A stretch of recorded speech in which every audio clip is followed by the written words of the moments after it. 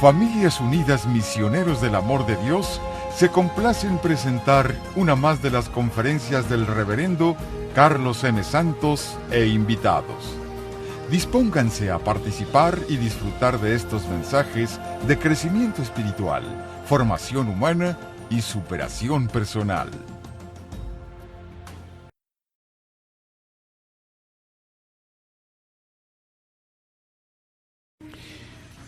¿Cómo están esta tarde? Bien. Bendito sea Dios. ¿Están listos y dispuestos a que a lo mejor aprendamos algo nuevo y que Dios nos dé algo nuevo si Él quiere? ¿Sí o no? Bueno, es lo que Él quiere ver. Siempre que Dios ve un corazón dispuesto, Él no se tarda en responder. Cuando hay un corazón dispuesto. Cuando hay corazones cerrados, altaneros o que no quieren recibirlo, pues Dios no puede hacer nada. Voy a leerles un cuento que cuando lo leí hace tiempo por primera vez me trajo mucha luz, me trajo mucha paz de descubrir qué es lo que somos y qué es lo que Dios nos ha dado y tenemos. Le decían una vez a un monje que era muy santo y muy sabio, le dijeron: ¿qué es lo que la iluminación te trajo? Aquel respondió: gozo. La iluminación, el haberme puesto en contacto con Dios, me trajo gozo. ¿Y qué es el gozo?, le preguntó aquel individuo. El maestro respondió: el darse cuenta que cuando has perdido todas las cosas, tú solamente has perdido un juguete. Eso es lo que trae gozo. Darte cuenta que aun cuando pierdas todas las cosas, no has perdido más que un juguete. Todas las cosas a las que nos apegamos, a las que nos amarramos, todas las cosas que nosotros queremos, que amamos con todo el corazón muchas veces, que no son Dios, cosas de criaturas, incluyendo nosotros mismos. Todas las cosas a las que nos apegamos no son más que un juguete. Y al igual que un niño se enamora de su juguete, se encanta con su juguete y a veces sufre mucho cuando pierde su juguete o se le rompe. Pero el día que te des cuenta que todas las cosas no son más que un juguete, tú descansas y tienes paz. Hay una sola cosa que vale la pena en esta vida, para ustedes, para mí, para cualquier persona, y es el tener y descubrir la vida de Dios y la vida que Él nos ha dado. Estamos en este mundo no para sufrir. Si hay dolor, claro, lo que no debería de haber es sufrimiento. El dolor no lo podemos evitar, eso es parte de la vida. Pero el sufrimiento, o sea, la desesperación, el perder la esperanza, el perder el gozo, eso no es parte de la vida, no debe de ser. Y nosotros nos lo provocamos solos muchas veces. Pienso en el Maestro de Maestros, en Jesús nuestro Señor, y cómo Él muchas veces tuvo dolor, pero el sufrimiento nunca lo dominó y nunca lo tomó a Él. Siempre tuvo la paz de tener el Espíritu de Dios. Bueno, se los dejo de tarea para que piensen, mediten en eso. Cuando pierdas algo, sea lo que sea, date cuenta de que solamente era un juguete. Cosas materiales, personas, amigos, cosas que los hombres dan como son fama, reputación, alabanzas, son drogas. El día que pierdas eso, date cuenta que lo único que has perdido es un juguete. Y vas a descansar y vas a tener paz. Lo único que nunca deberías de perder, eso sí, nunca deberías de perder es a Dios. Eso sí, nomás cuídate de nunca perder eso. Todo lo demás se puede ir, incluyendo la vida nuestra, incluyendo nuestro cuerpo. Se va a ir un día como quiera. Bueno, estamos hablando de educación de los hijos, ¿se acuerdan? Y espero que el día de hoy, si tienen dudas o preguntas, las hagan. quiero hablar de uno de los puntos, uno de los factores que hacen que una familia sea una familia muy unida. Y que cuando carecen de ese factor, de esa cualidad, las familias son muy desunidas. Les voy a poner un ejemplo. ¿Ustedes han oído hablar de la familia de los Kennedy? ¿Saben quiénes son los Kennedy aquí en Estados Unidos? Uno de ellos llegó a ser presidente, ¿verdad? John F. Kennedy. Uno de ellos sigue siendo diputado, otro hermano. Al presidente y a otro hermano los mataron. Pero en su familia, todos ellos, su papá desde niños los enseñó y les inculcó la carrera política. Y los aventó, los empujó, si ustedes quieren, o les inculcó que tenían que tirarle a ser presidentes de la nación. Y pues casi todos ellos le han tirado a eso. Y uno de ellos logró serlo, presidente. Otros no llegaron a ser presidentes, pero han sido senadores o están en grandes puestos políticos. ¿Por qué? ¿Porque eran alguna familia especial? No. Porque en la casa se vivía bajo un valor, bajo una visión, bajo una unidad que decía, entre ellos, tenemos que llegar a grandes puestos políticos. Esa familia tenía identidad. Se identificaba a sí misma y se proponía hacer algo. Eso, presidentes o políticos muy avanzados. Y lo lograron. No todos llegaron a presidentes, pero llegaron a puestos políticos. Lo que ellos como familia se propusieron, lo lograron. No fue casualidad, no fue coincidencia. Se lo propusieron y lo buscaron. Una de las cosas por qué muchos niños crecen mal, luego se convierten a veces en adolescentes problemáticos, y en jóvenes también problemáticos, es porque carecen de una identidad familiar. No se les ha hecho sentir como parte de una familia. No se les ha hecho sentirse también orgullosos, con un orgullo sano, de ser de esa familia. Una familia tiene que tener una meta común, un objetivo común. Y decir, esto es lo que como familia vamos a hacer. Como individuos también cada quien va a hacer otra cosa, cada quien tiene una vocación que seguir, de acuerdo. Pero como familia tenemos esta meta, tenemos este objetivo. Como individuos hay que respetarles la vocación a cada hijo. Mientras sea algo honesto y honrado, hay que respetarle la vocación. Uno de los graves errores que muchos papás cometen es el querer forzarlos a que trabajen en esto o en aquello, a que estudien esto o aquello, porque al papá le gusta, a la mamá le gusta, o porque ellos piensan que eso les va a dejar mucho dinero y un futuro seguro. Y a veces al hijo no le gusta aquello, y lo forzan a que estudie o a que trabaje en aquel negocio, y va a ser un fracaso. Va a ser un fracaso. He conocido a personas que han llegado a ser médicos no porque ellos querían, sino porque su papá era médico y casi los obligó a que fueran médicos. O más bien los obligó a veces. Usted tiene que ser médico igual que yo. Personas que su papá era un negociante, tenía una refaccionaria, lo que fuera, y casi obligó a los hijos a que siguieran esa vocación también. Porque alguien se tenía que quedar con el negocio. No siempre. Hay veces que sí pega esto, pero no siempre. Invitarlos a hacer algo está bien. Inculcarles de buena manera sin forzar una vocación está bien, pero siempre y cuando el hijo libremente la escoja. En cuanto a los temperamentos y las vocaciones, hay muchos diferentes. Y cada persona tiene un llamado diferente. Y a veces coincidimos, pero a veces no, en la misma vocación, padre e hijo. Me recuerdo que tenía un compañero en el seminario que un día me confió algo y me dolió mucho. Me dijo, ¿sabes una cosa?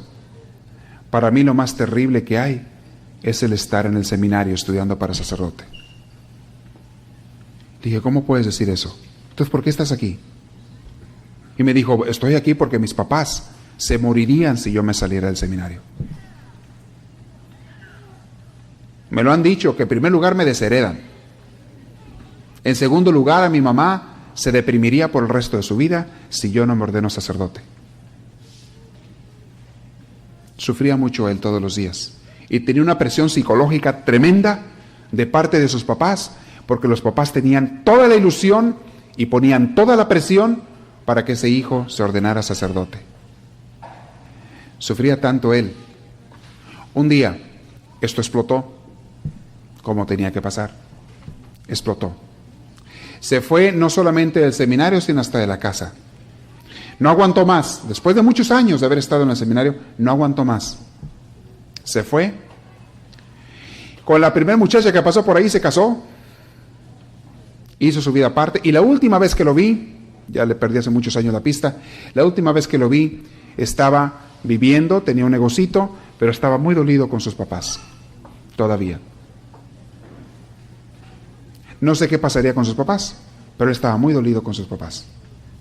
Porque lo habían forzado y porque incluso le habían hecho el feo y no le perdonaban todavía que no se hubiera ordenado sacerdote. Qué triste. Y los papás creían con toda honestidad que le estaban haciendo un bien al hijo. En realidad estaban pensando en ellos, no en el hijo. No se puede forzar una vocación en nadie, en ningún niño, en ningún joven. Eso sí, no permitas que tomen vocaciones o caminos equivocados o malos, que sean deshonestos. No, eso no se vale. Pero no forces la vocación en los hijos. Bueno, eso es a nivel individual. A nivel familiar, tienen que tener cada familia su identidad, sus metas, sus objetivos, como los Kennedy que les dije hace rato. Tienen que tener una imagen de familia. Y ahorita les voy a dar unos ejemplos de imágenes de familia. Pero cada familia tiene que pensar, identificarse por su apellido. Somos los Rodríguez, somos los García, somos los González, somos los Smith, somos los lo que sea. Identifíquense por su apellido y siéntanse parte de esa familia de los García, los González, los Rodríguez, lo que sea. Identifíquense, enseñen a los hijos a sentirse orgullosos de ello.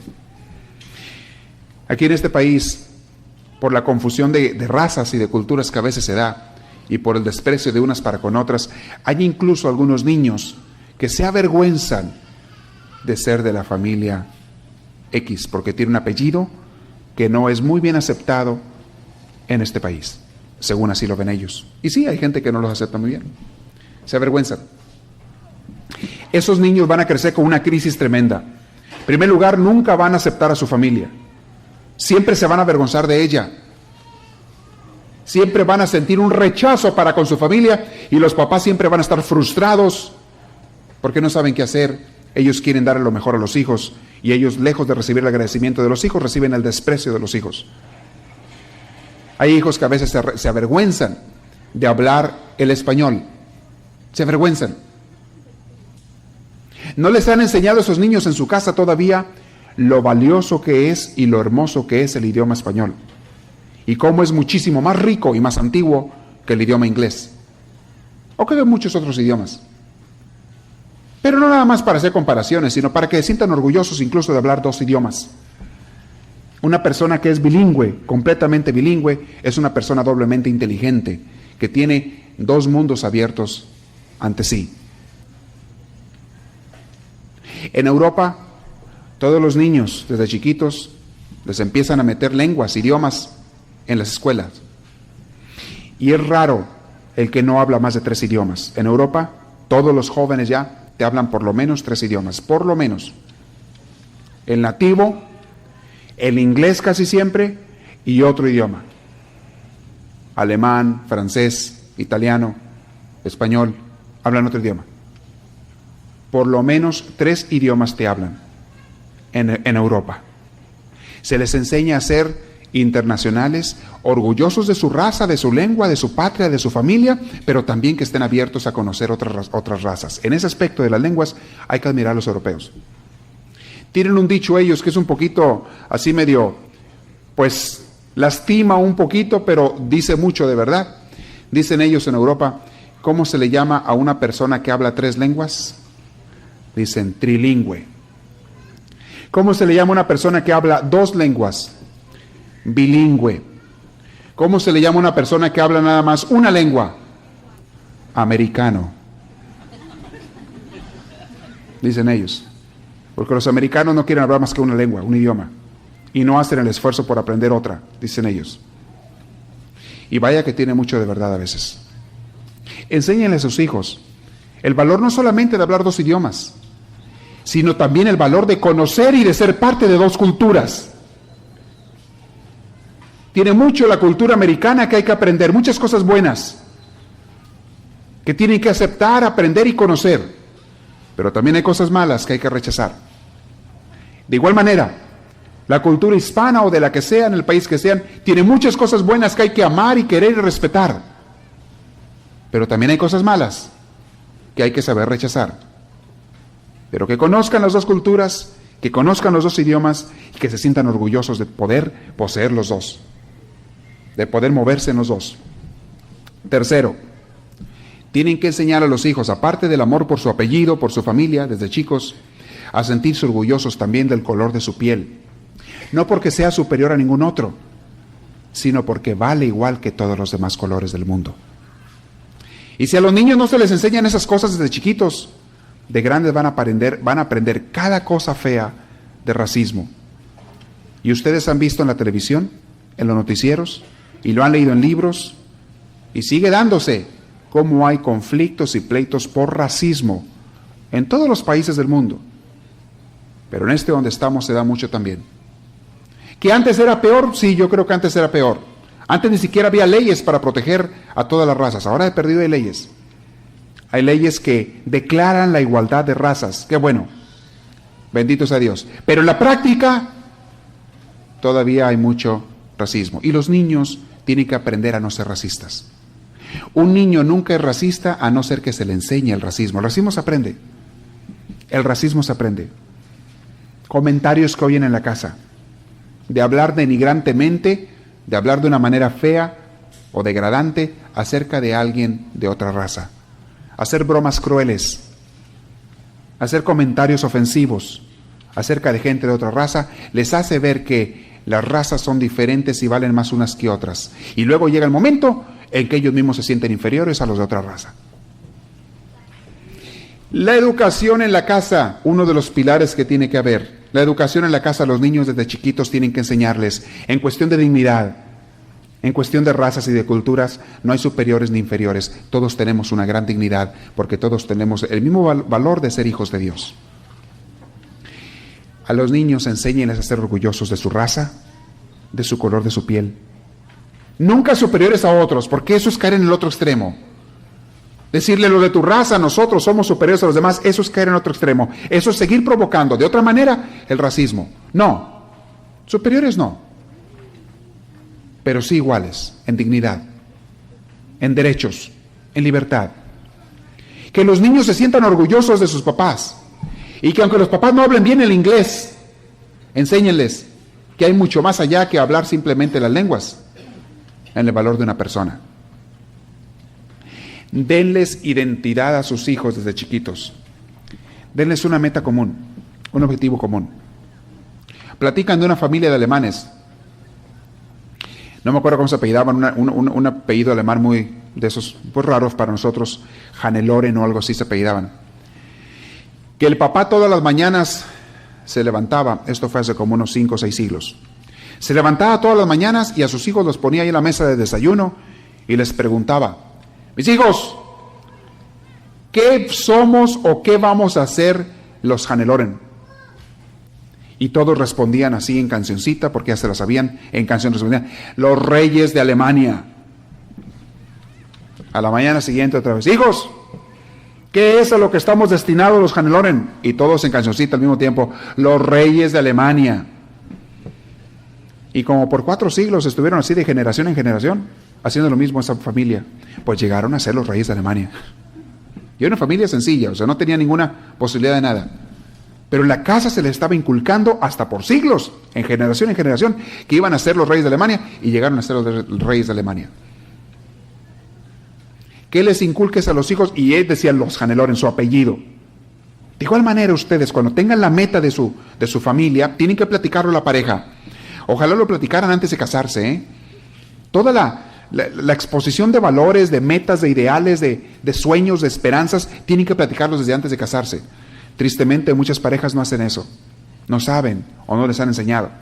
Pero si no lo hicieron antes de casarse, háganlo por lo menos ya casados. ¿Qué vamos a hacer de nuestra familia? Ahorita donde estamos y como estamos, ¿quiénes vamos a ser nosotros? Los Ramírez, ¿quiénes vamos a ser? Los Hernández, ¿quiénes vamos a ser? No van a decir que los reyes de Alemania, ¿verdad? Porque ya no, ahorita no. Ya no hay reyes ahorita. Ya no hay reyes ahorita. Algo realista y algo bueno. Porque también así como se inculcan las cosas positivas, se pueden inculcar cosas negativas. Ojalá no lo hagan eso. Se pueden inculcar ideales materialistas, ideales mundanos y feos. Ojalá no hagan eso. Pero sí que tengan la familia un ideal, una identidad de quiénes son ellos. Cuando una familia se siente identificada, se siente unida por una meta, por un gol que quieren conseguir todos ellos juntos, esa familia se mantiene bien unida. Y todos trabajan para ello, estudian para ello, se esfuerzan para ello, se unen para ello, para lograr esa meta.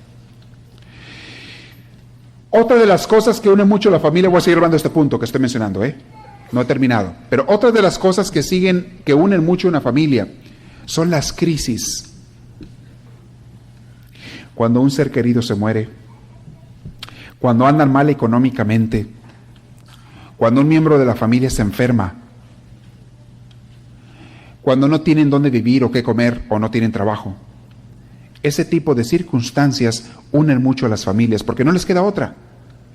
Tienen que unirse, tienen que juntarse para ayudarse y salir adelante. Hay familias que cuando eran pobres y tenían una meta, un ideal, les estoy hablando, una meta, un ideal que a veces era muy materialista, se estaban bien unidos. Conocí una familia que se propusieron entre ellos, entre todos, desde que estaban niños, tenían el sueño, la pareja, de tener una casa muy grande. Tenían ellos un sueño de tener una casa muy grande, muy elegante. Y se la figuraban ellos como en las películas, y la dibujaban y se la imaginaban como en las películas de esta familia. Y por muchos años lucharon por conseguir, pero eran pobres, no tenían mucho dinero. Por muchos años lucharon por ahorrar y juntar dinero y buscar un mejor trabajo para salir adelante. Un día los hijos crecieron y empezaron a trabajar también los hijos, pero desde chiquitos tenían la meta de la casa esa. Pues empezaron a trabajar aquellos muchachos ya y todos a poner el dinero de su sueldo para esa casa, hasta que se les hizo. Como ya eran muchos trabajando, hicieron esa casa de sus sueños, la familia. Pero adivinen qué pasó. Una vez que consiguieron la casa, se les acabó la meta. Ok, ya la tenemos, ¿y ahora qué? Les falló ponerse otro objetivo o haberse puesto un objetivo más real, más duradero, más a largo plazo. Les falló eso. Un objetivo más, pues quizá no tan materialista. Cuando tuvieron la casa y tuvieron dinero, se desunieron. Se empezaron a pelear, empezaron las discusiones, cosa que antes no había, ese tipo de desunión. Se separaron, esa familia. Terminaron separándose. Qué triste. Cada hijo agarró para su lado. Se empezaron a casar, se empezaron a separar y cada quien agarró su rumbo. Pero peleados, varios de ellos. Mientras luchaban por algo, se mantenían unidos. Una familia que lucha por algo, se mantiene unida. Pero tiene que ser que cada quien y que todos se identifiquen con ese objetivo de familia. Les voy a poner, les dije, unos ejemplos de ideales familiares. Un ideal familiar. ¿Cuál es el ideal familiar de ustedes, de la familia tuya? ¿Cuál es? Una cosa muy triste es que a veces le pregunto a uno a los niños, pregúntele mucho a un niño, pregúntele, oye, ¿para qué trabaja tu papá? ¿Saben qué responde la mayoría de los niños? Para ganar dinero. Eso responde. ¿Para qué trabajan tus papás? Dicen los niños, para ganar dinero. Imagínense la visión del pobre niño o niña que piensa que para lo único que trabaja su papá o su mamá es para ganar dinero. Ese niño no tiene un ideal familiar. No se le ha enseñado. No se le ha dado. El dinero se gana, pero para un ideal más allá. Para vivir bien como familia, para tener una educación, para tener una formación. Esos son ideales más realistas. Muchos padres de familia quisieran a veces trabajar para eso y ganar dinero para eso, tener hijos ordenados, hijos disciplinados, hijos bien educados, que no les faltara la comida, la salud, la ropa, dónde vivir, la diversión sana, Muchos padres quisieran eso para sus hijos, pero no han hecho el esfuerzo o no han sabido hacerlo por unir a la familia en ese objetivo común. No lo han hecho. Y ahí viene el problemita. Ahí viene el problemita. Es necesario que la familia tenga un ideal común, que no piensen que se trabaja para el dinero, que no piensen. Otra de las cosas, las personas y las familias que tienen un ideal familiar tienen también una cierta disciplina. Es lógico que si queremos lograr este objetivo tenemos que tener una disciplina, depende cuál sea el objetivo. Por ejemplo, un objetivo muy bonito que muchas familias deberían de ponerse, o todas. El ideal de nuestra familia será el llegar a ser buenos cristianos. Ese es un ideal precioso. Llegar a ser buenos cristianos, conocer a Dios y vivir en esta vida para servir a Dios y servir al prójimo. Imagínense que toda la familia se pusiera en este objetivo y que a los niños desde chiquitos se les enseñara eso. Conocer a Dios, acercarnos a Él, es el ideal de nuestra familia. Y que los pusieras a cantar como la familia alemana, todas las mañanas que dijeran eso. Conocer a Dios, descubrirlo, hacer su voluntad. Algo así, escríbanlo si quieren, hacer su voluntad, encontrar la paz y el gozo que su vida dan. Que las familias dijeran eso, que los niños empezaran a luchar por ese objetivo. Y para lograr eso, mis hijos, tenemos que orar todos los días, tenemos que leer la palabra de Dios, tenemos que ser activos quizá en nuestra iglesia, tenemos que ser personas que pues tienen ciertos valores. Estos son los valores cristianos que vamos a seguir, o los valores de nuestra iglesia que vamos a seguir, estos son, y se los comunican unos a otros todos los días y luchan por eso. Esa familia difícilmente se va a separar y difícilmente en esa familia va a haber personas que decidan, no es imposible, pero es más difícil, que decidan tomar un camino desviado. Pues es más difícil. Y aunque no lo crean, hay familias así. Hay familias que a través de una iglesia o de una predicación o de un grupo o de una convicción personal, de un encuentro con Dios personal, han decidido como familia que el objetivo de ellos va a ser el descubrir a Dios. Sin exageraciones y sin fanatismo, simplemente conocer de veras a Dios y hacer su voluntad. Hombre, y si lo que quieren conocer es su voluntad, ¿para qué quieren más? Ahí está todo escrito en el Evangelio. No necesitan buscar mucho, ahí está, muy claro. El mandamiento del amor, mandamiento del respeto, respetarnos unos a otros, no ofendernos, no querer dañar a nadie, perdonar. Imagínense que en la familia se inculcaran esos valores como el ideal familiar. Perdonar siempre, amar, ser pacientes, ayudarnos unos a otros. Qué hermoso es ver una familia unida, pero a veces a la familia le falta el ideal familiar. Más bien toman muchas veces su relación con Dios como una responsabilidad secundaria, como una de tantas cosas que hay que hacer un día a la semana. Y así lo ven, o 5 minutos al día. No es una meta familiar. Cuando hablamos de una meta familiar, de un ideal familiar, estamos hablando de que todo lo que se hace va enfocado hacia eso. Todo. Todo lo que hacen como el papá, la mamá y los hijos va enfocado hacia eso. Desde trabajar hasta cumplir con las responsabilidades de cada día, todo. ¿Cuál es el ideal familiar? Si el ideal familiar fuera, o es también, además de eso, por ejemplo, el unirnos. Nuestro ideal familiar va a ser el unirnos. El unirnos para apoyarnos unos a otros cuando estemos necesitados. Al que esté necesitado le vamos a ayudar, todos. ¿Saben quién hace mucho eso? Se los he dicho antes, las familias vietnamitas. Yo los admiro mucho por eso. Los admiro. Salen de allá de Vietnam, muchos de ellos, huyendo en una balsa, por ser un país comunista, que creo que ya se está un poquito abriendo, pero un país comunista, Vietnam, salen huyendo en una balsa sin ninguna posesión ni dinero, más que con la ropita que traen puesta. Una balsa de troncos que hacen ellos, salen hacia el mar huyendo. Y luego se los encuentra algún barco, y yo tengo amigos y conocidos así, incluso compañeros sacerdotes que así salieron de Vietnam. Se los encuentra algún barco y se los lleva, los recogen en medio del mar, se los llevan a algún otro país, y de allí muchos de ellos han venido a dar, porque son refugiados americanos, han venido a dar a Estados Unidos. Llegan a este país sin ninguna posesión, sin nada. Pero ¿saben qué es lo único que traen? Mucha unión familiar. Se juntan luego como familia. Se ponen de acuerdo qué van a hacer, a ver en qué van a trabajar. Y todos, quién más, quién menos, a chambear. Desde el más chiquito hasta el más grande. Órale, a ver cómo le hacemos.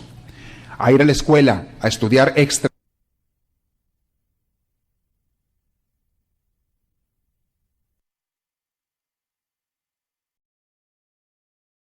A trabajar. Y en lo que encuentren, cocineros, albañiles, limpia platos, lo que sea, a trabajar. Vamos a darle. Y una vez que están trabajando, empiezan a juntar el dinerito. Empiezan a juntar. Ahora sí, ¿quién de los muchachos que están aquí en edad de estudiar? Porque los niños los mandan a la escuela, pero ¿quién de los muchachos quiere sacar carrera?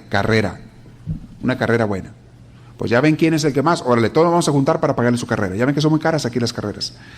Entre todos los que están trabajando, los hermanos mayores le pagan a ese, o los primos y los que están ahí unidos, le pagan a ese o a esos dos que quieren estudiar, les pagan su carrera. Órale, ¿quieres ser médico? Adelante. ¿Quieres ser abogado? Adelante.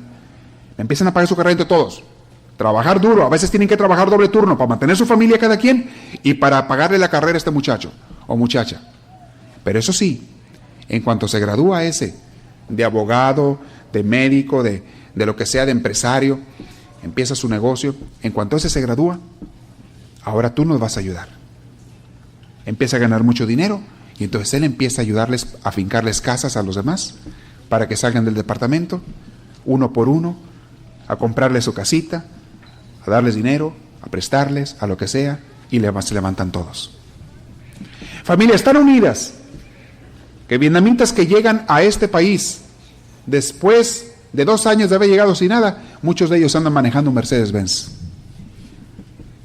Hay unos de ellos que todavía no saben hablar nada de inglés y andan manejando un Mercedes-Benz.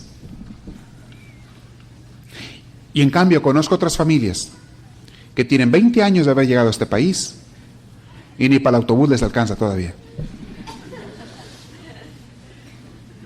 O quizá para una carcachita. No, más adivino. ¿Qué es lo que está pasando allí? ¿Qué tienen aquellos? Un ideal familiar, una unidad familiar. Y en este caso es un ideal materialista, si ustedes quieren, pero necesario. Es necesario salir adelante, ¿no? Tener una casita, tener un trabajo es algo bueno. Tener un buen trabajo, una casita, una educación, una familia sana y bien alimentada, eso es algo bueno. Eso sí hay que unirse para lograrlo. Ideal familiar. Cuando la familia se une para lograr un objetivo, lo logra. Pero ¿qué pasa en muchas de nuestras familias? Que no hay ideal, no hay identidad familiar. En primer lugar, les da vergüenza mencionar su nombre muchas veces, su apellido. En segundo lugar, cada quien estira para su cobija, como dicen. Son papá, mamá, Juan, Pedro, María, Lupita, cada quien su mundo. No somos familia, sino que cada quien su mundo. Cada quien hace lo que le da la gana y a ver cómo sale adelante. Cada quien piensa en su propio porvenir y muchas veces le importa un comino el de los demás, aunque sean hermanos, aunque sea papá, aunque sea mamá, les importa un comino.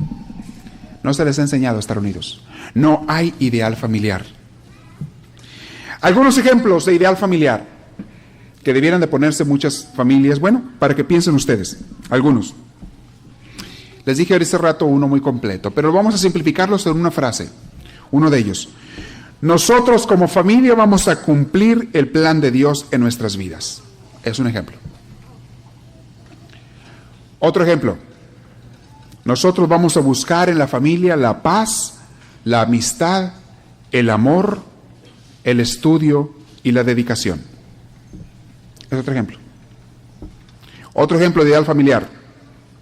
Señor, como decía San Francisco, nosotros, los García, vamos a ser mensajeros de tu paz.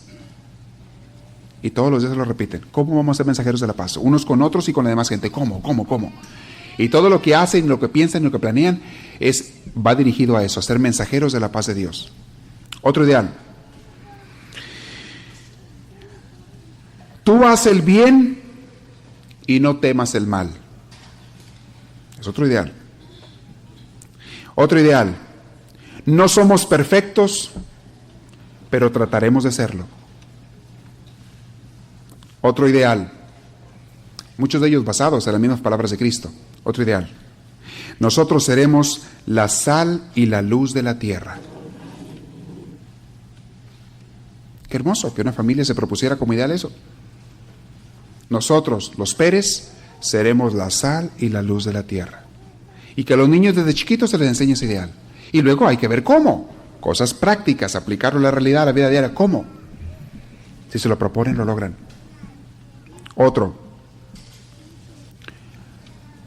En esta casa no hay tontos. Nomás parecen, ¿verdad? Pero no hay. Van a creer que una frase de esas a veces de una familia hace mucho bien. En esta casa no hay tontos. Les creas una buena, sin exagerar, claro, les creas una buena autoestima, una sana autoestima a los niños, los jóvenes, los adultos. Hey, tenemos cualidades que Dios nos ha dado, cada uno de nosotros, ¿ok? Vamos a ponerlas juntos a trabajar. Qué bonito, un ideal familiar. Otro, nosotros lucharemos por la paz, la alegría y el perdón. Es otro ideal familiar. Y podemos seguir con muchos ideales más. Pero si ustedes ponen atención, en ninguno de estos mencioné como ideal el dinero. Una familia que pone como ideal el dinero de su vida, y tristemente hay muchas de esas. Una familia que pone como ideal de su vida el dinero está destinada a la perdición, a la desunión, al egoísmo, a no juntarse. Junto con el dinero, cuando se pone como meta final, viene la desunión, la perdición. Es cierto. Una familia que tiene un ideal familiar supera en todos los aspectos a otras familias que no tienen ideal familiar. ¿Se han fijado que en la escuela hay veces, no sé si han puesto atención o qué tan relacionados han estado con niños en las escuelas? Hay familias de niños que son hermanitos en la escuela, que todos ellos se distinguen por ser los más estudiosos, o los más atentos, los de esa familia, o los más educados. ¿En qué creen que está? ¿En que nacieron cuando había luna llena o qué? ¿Creen que eso es porque viven en tal barrio y hay no sé qué radioactividad por allá y por eso en ese barrio les pasó eso? ¿Accidente? ¿Coincidencia? Fíjense que no. Es la educación del hogar. También hay familias de hermanos donde todos los niños son un desorden, un desastre. No hay hasta cuál irle. Los maestros les ponen las cruces a todos los niños. Se las ponen. Les avientan agua bendita a sus niños cuando llegan. ¿A qué se debe? ¿A que nacieron en noche oscura? No. ¿A que tomaron una leche ahí que estaba medio echada a perder? ¿Todos? No creo. Se debe a lo que hay en la familia. Me decía una maestra una vez aquí en Santana, algo que me impresionaba, me decía, es tan fácil distinguir, aunque no les vieras la cara, nomás por lo que hacen y lo que dicen, tan fácil distinguir a los niños. Ella tenía 3 grupos de niños ahí, tenía anglosajones en la escuela, tenía hispanos y tenía vietnamitas. Y más o menos era el mismo número de cada uno de los grupos, hispanos, vietnamitas y anglos. Y dice, por poner un ejemplo, me decía esta maestra, un niño hispano, por lo general los niños estos son muy inquietos, y hacen lo que les da la gana. Y hablaba de cada uno. Son bastante inquietos. Y los niños vietnamitas, decía ella, son tan tranquilitos, están quietecitos. Y tienen algo que a mí me impresionó, me decía la maestra, me impresionó mucho. Cuando ellos a la hora del almuerzo, que aquí le dicen el lonche, a la hora del almuerzo, cuando van a partir su comida, primero lo que hacen es ofrecerle a la maestra. No tocan su comida, no la muerden, sino le ofrecen primero a la maestra. Gusta, maestra. Todos, no nomás uno, todos los niños. Entonces la maestra dice, no, gracias, provecho. Bueno, entonces ya comen. Pero si no le dicen eso a la maestra, no pueden empezar a comer. Y nadie les ha enseñado eso ahí en la escuela. Y nomás ellos lo hacen, los vietnamitas. Entonces ella estaba muy curiosa y le preguntó un día a una de las mamás de los niños, oiga, ¿por qué hacen esto los niños? Y la mamá les dijo, es que en nuestra cultura ningún niño puede empezar, o joven, puede empezar a comer si hay una persona mayor que él allí, en el salón o en el cuarto, y no le ofrece primero. Es obligación en esta cultura, si están enseñando a nuestros niños, que siempre que hay una persona mayor, primero se le ofrece a la persona mayor y después comen ellos. Eso no es coincidencia. Eso no cae del cielo. Eso se enseña en las casas. ¿Y saben qué hacemos nosotros muchas veces en nuestra cultura y enseñanza de los niños? En un afán de que dizque queremos mucho a los niños y queremos protegerlos, les damos primero a los niños, les enseñamos que primero son ellos en todo y que pueden hacer lo que quieran porque son niños. Y adivina qué es lo que estás criando. Diablitos estás criando. No les enseñes a respetar a los adultos, a los mayores, y estás creando gente egoísta que tampoco te va a respetar a ti. Es lo que tú les has enseñado. Hacen lo que quieran, comen a la hora que quieren, abren el refrigerador a la hora que les da la gana. No hay disciplina en las casas. En muchas casas no hay disciplina. El refrigerador está para la hora que les dé la gana. Una vez viví en una casa yo, en mis años mozos, hace poquito, hace como 3 años. Estaba yo trabajando en una fábrica. Hubo unos años que yo estuve fuera del seminario, antes de los últimos 2 años, antes de ordenarme. Estuve fuera del seminario. Y estuve trabajando en una fábrica donde hacían plásticos, una inyectora de plásticos, operador de máquinas. Y vivía yo con una familia donde éramos pues muchos, así como en muchas familias. Éramos como 3 familias juntos ahí en una casa. Y yo estaba con toda la demás gente, no estaba con mi familia de sangre, estaba con esa familia donde yo vivía, con esas gentes. Y éramos un chorro de gente allí. Entonces pagábamos entre todos no me acuerdo cuánto pagábamos a la semana. Y entonces la señora de la casa se iba el sábado al mandado. Y traía mandado para todo el ejército que habíamos ahí. Y los niños de la casa ahí principalmente. Traía un mandado tremendo, llenaba el refrigerador. Oigan, quiero que vean cómo era esa casa el sábado por la tarde. Era un desorden de comedera. Todo el mundo no comía, tragaba. Incluyéndome a mí. Porque si no agarraba, te dejaban sin nada.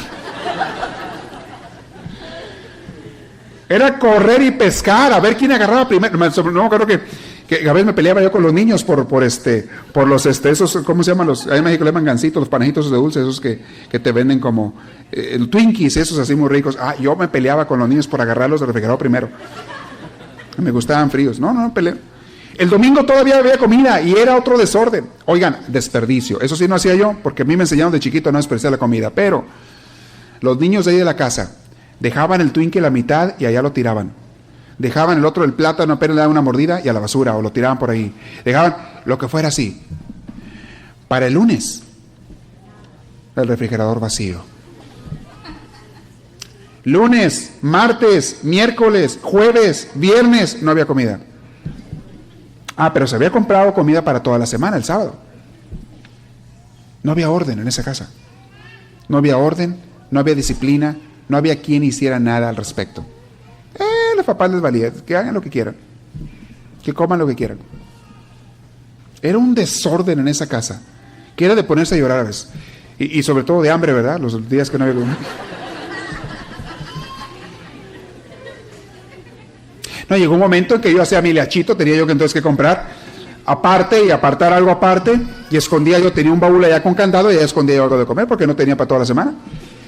Y luego andaba siempre comprando hamburguesas y no sé cómo no me puse peor de lo que estoy. Comprando hamburguesas y cuántas cosas allá afuera, porque no había orden en la casa. ¿Pueden ustedes creer que haya casas así, donde los niños no tienen disciplina ni orden? Yo sé que no lo pueden creer, no lo han visto en ningún lado. Están divididos. Pero aunque no lo crean, hay casas así. Y estoy poniendo un ejemplo nada más, el de la comida. ¿Puedo seguir con el ejemplo de la televisión? Mejor ni me meto allí. Y el ejemplo de los juguetes, y el ejemplo de tantas cosas más, donde cada quien compra o hace lo que quiere y a la hora que quiere. Ese muchachito crece Llega una cierta edad y luego viene la mamá a preguntarme, padre, ¿por qué mi hijo no me hace caso? ¿Por qué no puedo hacer nada? ¿Por qué no me entienden? ¿Por qué hacen lo que les da la gana? Y yo dentro de mí pienso, ¿y qué no es eso lo que ha hecho siempre? ¿Lo que le da la gana? ¿Qué le extraña? No, pero es que antes no andaba en pandillas y ahora sí. Ah, porque antes no le llamaba la atención, pero ahora sí. Es que antes me llegaba temprano a la casa, sí, porque no tenía nada más que hacer en la calle. Ahora sí tiene mucho, encuentra mucho que hacer en la calle a las 3 de la mañana y allá anda. No hubo disciplina, no hubo formación, no hubo ideal familiar, no hubo nada de eso. Bueno, hay otros puntos que quisiera tratar, pero el tiempo se nos está acabando.